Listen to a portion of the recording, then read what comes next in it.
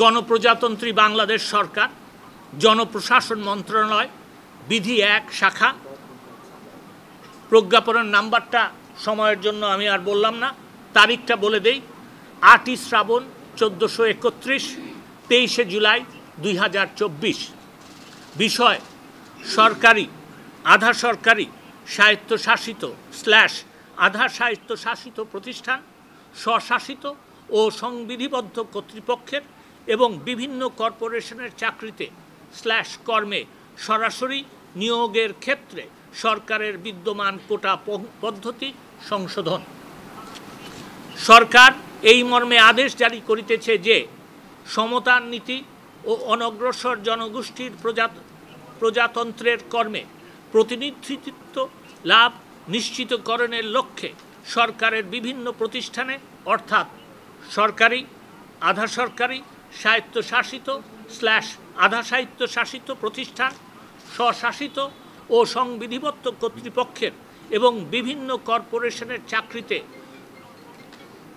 কর্মে সরাসরি নিয়োগের ক্ষেত্রে সকল গ্রেডে নিম্নরূপভাবে কোটা নির্ধারণ করা হইল।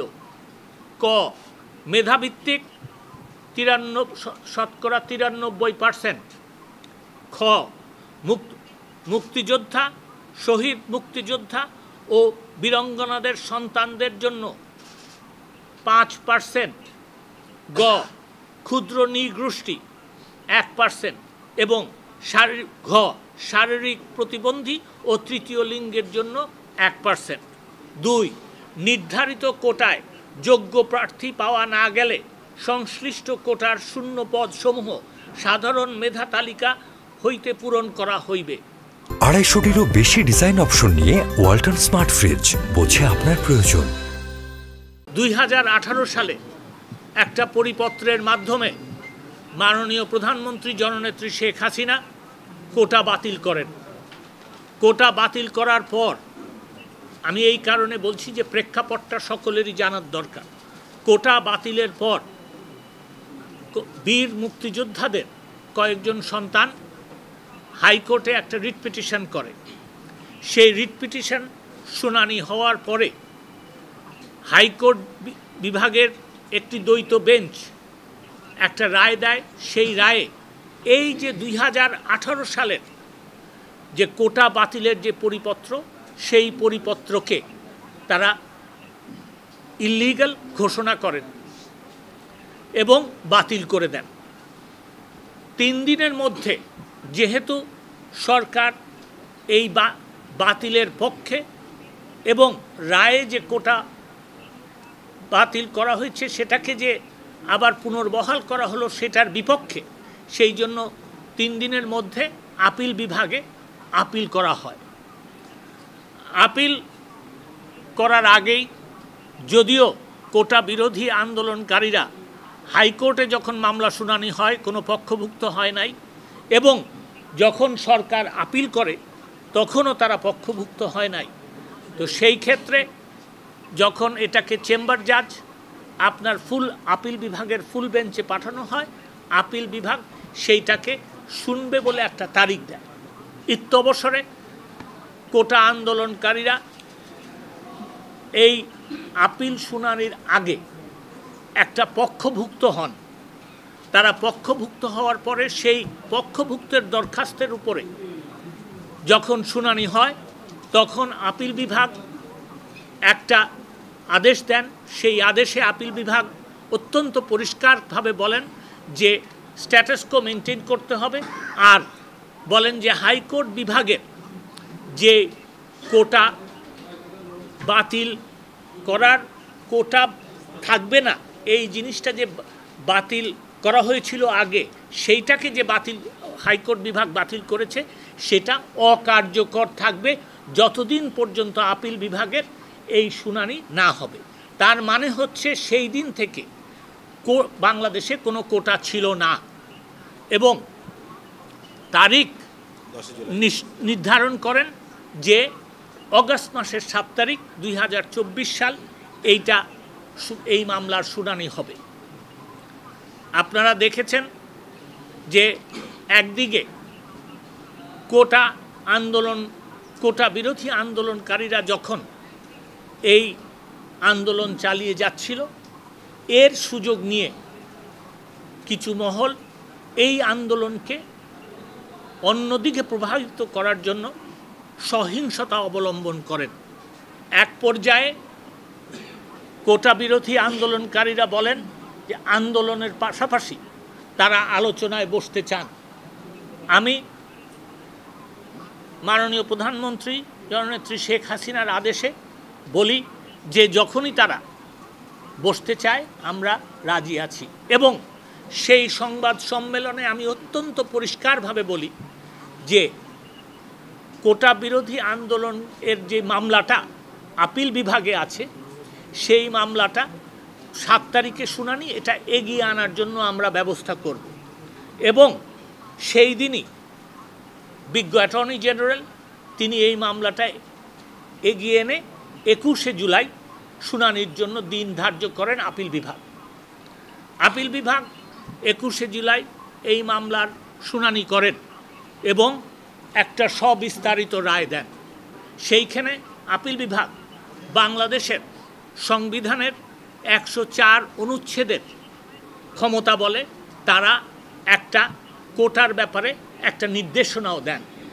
সেই নির্দেশনায় তারা বলেন যে মেধা ভিত্তিক 93%, 5% হচ্ছে শহীদ বীর মুক্তিযোদ্ধা এবং বীরাঙ্গনাদের সন্তানরা, এবং 1% হচ্ছে প্রতিবন্ধী, আর 1% হচ্ছে নৃগোষ্ঠী এবং তৃতীয় লিঙ্গ, এই থার্ড জেন্ডার।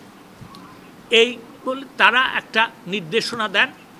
এবং আমার সাথে যখন এই কোটা বিরোধী আন্দোলনকারীদের নেতৃবৃন্দ আমাদের সাথে, এখানে আমার সাথে আছেন মাননীয় শিক্ষামন্ত্রী মহোদয় এবং মাননীয় তথ্য ও সম্প্রচার প্রতিমন্ত্রী মহোদয়, আমাদের সাথে যখন তারা বৈঠকে বসেন কোটার দাবি পেশ করার জন্য, তখন এবং সেই কোটার দাবি পেশ করার পরে আমি যখন বাইরে এসে আপনাদের সামনে বক্তব্য দেই রাত্রি 2:30টার সময়, তখন আমি বলেছিলাম যে এই কোটার পার্সেন্টেজ সম্বন্ধে যে আলাপ হয়েছে তাতে আপনার একটা সুষ্ঠু সমাধান আসা সম্ভব। এবং আমি 21শে অগস্ট আর 21শে জুলাই যখন সর্বোচ্চ আদালত আপিল বিভাগ যখন রায় দেয়, আমি তখন বলেছিলাম যে এই আমাদের প্রতিক্রিয়া জানানোর সংবাদ সম্মেলনে আমি বলেছিলাম আপনাদের প্রশ্নের জবাবে যে এই প্রজ্ঞাপন আপনারা জিজ্ঞেস করেছিলেন এই প্রজ্ঞাপন কবে জারি হবে। আমি আপনাদেরকে সুনির্দিষ্টভাবে বলেছিলাম মঙ্গলবারে জারি হবে। আমি আজকে আপনাদের সামনে ঘোষণা দিতে চাই যে আমরা আমাদের কথা রেখেছি, এই প্রজ্ঞাপন জারি হয়েছে। এখন আমি আপনাদের কাছে সেই প্রজ্ঞাপনটা উপস্থাপন করব। গণপ্রজাতন্ত্রী বাংলাদেশ সরকার, জনপ্রশাসন মন্ত্রণালয়, বিধি 1 শাখা।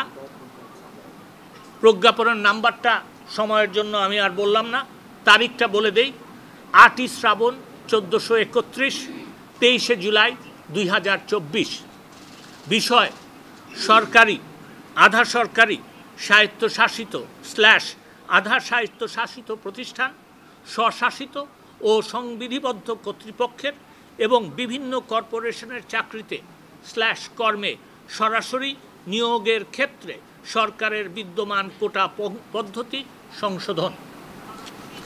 সরকার এই মর্মে আদেশ জারি করিতেছে যে সমতার নীতি ও অনগ্রসর জনগোষ্ঠীর প্রজাতন্ত্রের কর্মে প্রতিনিধিত্ব লাভ নিশ্চিতকরণের লক্ষ্যে সরকারের বিভিন্ন প্রতিষ্ঠানে অর্থাৎ সরকারি, আধা সরকারি, স্বায়ত্তশাসিত / আধা স্বায়ত্তশাসিত প্রতিষ্ঠান, স্বশাসিত ও সংবিধিবদ্ধ কর্তৃপক্ষের এবং বিভিন্ন কর্পোরেশনের চাকরিতে / কর্মে সরাসরি নিয়োগের ক্ষেত্রে সকল গ্রেডে নিম্নরূপভাবে কোটা নির্ধারণ করা হইল। ক, মেধাভিত্তিক 93%। খ মুক্তিযোদ্ধা, শহীদ মুক্তিযোদ্ধা ও বীরাঙ্গনাদের সন্তানদের জন্য 5%। গ ক্ষুদ্র নৃগোষ্ঠী 1% এবং শারীরিক প্রতিবন্ধী ও তৃতীয় লিঙ্গের জন্য 1%। 2 নির্ধারিত কোটায় যোগ্য প্রার্থী পাওয়া না গেলে সংশ্লিষ্ট কোটার শূন্য পদসমূহ সাধারণ মেধা তালিকা হইতে পূরণ করা হইবে। 3 গণপ্রজাতন্ত্রী বাংলাদেশ সরকারের জনপ্রশাসন মন্ত্রণালয়ের বিধি 1 শাখার বিগত 4 অক্টোবর 2018 তারিখের পরিপত্র নম্বর এত সহ পূর্বে জারিকৃত ও এ সংক্রান্ত সকল পরিপত্র প্রজ্ঞাপন আদেশ নির্দেশ অনুশাসন রহিত করা হইল। তার মানে হচ্ছে যে কোটা বাতিল করার যে পরিপত্রটা 2018 সালে দেওয়া হয়েছিল সেটাও বাতিল করা হল। 4 এ আদেশ অবিলম্বে কার্যকর হইবে। এই আপনাদের কাছে কপি পৌঁছে যাবে। কপি দিয়ে দিয়েছো? দিয়ে দাও। 1 মিনিট। না আপনারাও বুঝেন যে আপনাদের জন্য কপি আছে, ব্যাস এইটুকু আমার দরকার। না প্রশ্ন আমি নেব, আমার কথা শেষ হয় না। এর মাধ্যমে, এই প্রজ্ঞাপন জারির মাধ্যমে, এবং আপনাদেরকে আমি আরও বলে দিচ্ছি যে এটার গেজেট নোটিফিকেশন প্রায় হয়ে গেছে। আমি এর মাধ্যমে সরকারের থেকে যা যা করণীয় হয়েছে আমি তার সারমর্ম আপনাদের কাছে একটু তুলে ধরছি। 1 আমরা কোটা সংস্কারের যে রায় সর্বোচ্চ আদালত আপিল বিভাগ দিয়েছে তা কিন্তু প্রতিপালন করেছি। আমরা এই একটা কথা ছিল যে আগের যে সহিংসতা হয়েছে তার জন্য একটা বিচার বিভাগীয় তদন্তের কথা, সেখানে আমরা বিচার বিভাগীয় তদন্তের জন্য 1 সদস্য বিশিষ্ট একটা কমিটি করে দিয়েছি। তিনি কাজ করা শুরু করেছেন। আমি কিছুক্ষণ আগে যে পত্রিকায় দেখেছি যে অবস্থা একটু শান্ত হলেই তিনি স্পটগুলি ঘুরে দেখবেন। 2 3 এই যে সহিংসতা হয়েছে এতে সাধারণ ছাত্রছাত্রী যারা আহত হয়েছেন তাদের চিকিৎসার ব্যাপারে সরকার দেখভাল করবে।